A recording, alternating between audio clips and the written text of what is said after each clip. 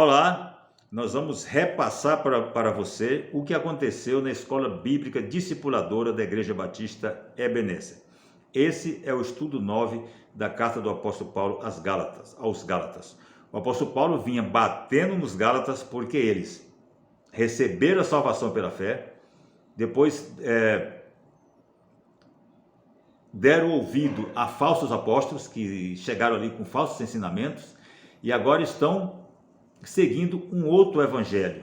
O apóstolo Paulo diz que o outro evangelho é exatamente isso, é você querer receber o favor de Deus pelas obras da lei. Se virar sozinho, para receber a salvação.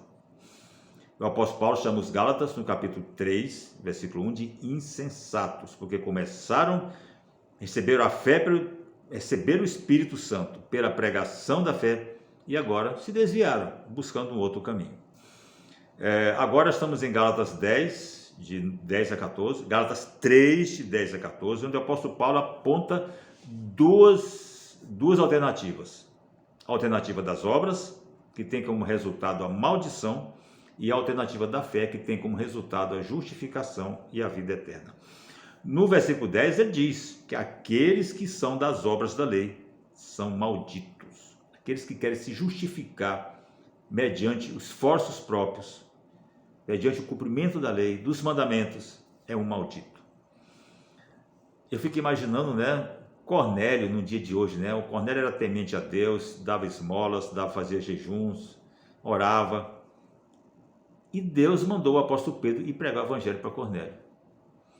Já pensou alguém olhasse para um homem hoje assim, e falasse: olha, esse homem precisa de salvação. Se falasse: esse homem é maldito, a casa caía. Estamos numa época hoje onde não se pode falar a verdade. A época dos mimimis. Mas prosseguindo, no versículo 11 ele apresenta a outra alternativa, a alternativa da fé. Ele diz que ninguém é justificado, estou falando de Gálatas 3, versículo 11. Ninguém é justificado perante Deus mediante as obras da lei, porque o justo viverá pela fé. Aí aparece a palavra justificação, que é um decreto de Deus declarando justo o pecador que crê em Cristo. E aí também tem a afirmativa de que o justo viverá pela fé. O que é viver pela fé? Está falando de vida eterna, não está falando de vida física, não. O contrário de viver é morrer, é morte. A alma que pecar, morrerá, estará afastado de Deus, estará condenado, estará na eternidade. É isso que a palavra de Deus diz. E diz que todos pecaram. Romanos 3, 23, 24, 25, por aí. Todos pecaram. E destituídos estão da glória de Deus. Porque não dá para cumprir a lei. O padrão de lei, o padrão de Deus é muito alto. Todos nós erramos o alvo que Deus propôs para nós. A solução é nos submeter ao método de Deus, que é crer no seu Filho Jesus Cristo, na obra dele, na obra salvífica dele. Então, o justo viverá pela fé. Está falando de vida eterna, comunhão eterna com Deus. Comunhão que começa aqui e durará por toda a eternidade. No versículo 13 e 14, o apóstolo Paulo diz que Cristo nos resgatou da maldição da lei. Nos resgatou, para que recebêssemos pela fé a bênção de Abraão. Qual é a bênção de Abraão? Romanos 4, 13, o apóstolo Paulo está explicando para os romanos a mesma coisa, que a salvação é de graça mediante a fé. E ele diz que Abraão, vai lá para o Velho Testamento para dizer que Abraão creu em Deus e isso foi imputado como justiça. Ou seja, Abraão é o primeiro crente, ele é o projeto piloto de Deus para a salvação de todas as nações.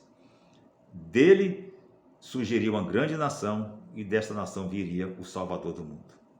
E Deus falou para ele: olha para as estrelas do céu, olhe para as estrelas, vê se você pode contar, assim será a sua descendência.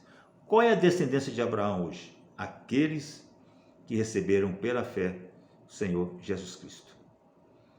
Então, quando cremos em Abraão, recebemos a justificação. Quando cremos em Jesus Cristo, somos justificados de nossos pecados são perdoados, somos declarados justos e recebemos de Deus a vida eterna. O desafio para o pecador: deixe o orgulho de lado. Não pense que você é bonzinho, que você não precisa se submeter a Cristo. Todos pecaram, você também pecou. Você precisa se submeter ao método de Deus, que é se render a Jesus Cristo, que é se arrepender dos seus pecados. Crê que Jesus Cristo pode te salvar. Aí você recebe gratuitamente a salvação.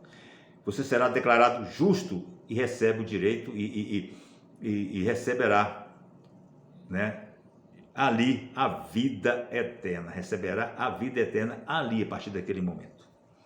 E o desafio para a igreja: não pensar que alguém é bonzinho, que alguém, por ser bonzinho, não precisa do evangelho. Todos precisam do evangelho. A ordem é pregar o evangelho a toda criatura.